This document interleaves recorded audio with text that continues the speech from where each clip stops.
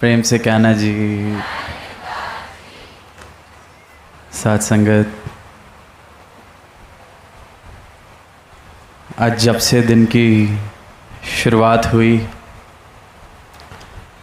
तो यही ख्याल निरंतर चल रहा कि आज शाम को गुरदासपुर में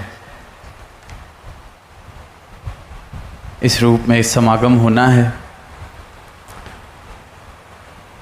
और बस सुबह से ही एक शब्द हृदय में इस प्रकार बसा हुआ कि ध्यान आया कि आज सत्संग में इस शब्द पर ही गुरदास, गुरु का दास, सदगुरु का दास शब्द अभी मुख से निकलते भी नहीं और इतनी मिठास का एहसास होता है, इतनी कोमलता का एहसास होता है। अभी शब्द पूरा भी नहीं होता, मुख से निकलता भी नहीं,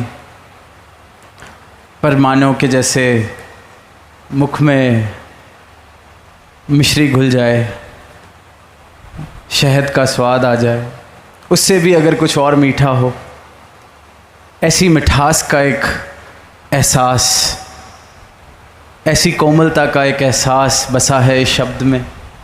गुरदास, सदगुरु के दास, क्योंकि शब्द की शुरुआत ही गुरु से है, सदगुरु। और सदगुरु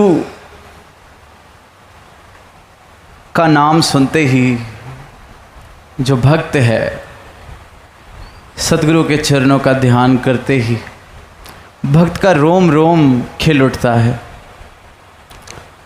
रोम रोम बस इस मूरत के, सदगुरु के साकार मूरत के दर्शन करने के लिए इस प्रकार उतावला हो जाता है। ध्यान सिर्फ गुरु की ओर, क्योंकि रिश्ता बहुत गहरे प्रेम का है। रिश्ते का आधार बहुत गहरा प्रेम, प्रेम वो जो इस शरीर से पार है, रूहों वाला प्रेम जिसे कहा जाता है। तो शुरुआत ही सदगुरु के नाम से, और गुरसिक के लिए तो इससे ऊपर कोई बात ही नहीं, इससे ऊपर कोई सत्ता ही नहीं, इससे ऊपर तो कोई जिक्र ही नहीं। आम सी बात देखते हैं, कोई संसारिक प्रेम में भी हो तो उसको बस मौका चाहिए होता है कि किस प्रकार अपने महबूब का जिक्र हो जाए, अपने प्रीतम का जिक्र कर लें। पर ये प्रेम, सदगुरु से जो प्रेम भक्त का हो जाता है, उससे उत्तम श्रेणी का तो कोई प्रेम होता भी नहीं। तभी फिर कहा गया है शहनशाह जी द्वारा कि गुरसिक दे बुलाते होते अपने गुरदी कहानी रहे। जिक्र के लिए कोई कारण ही नहीं चाहिए।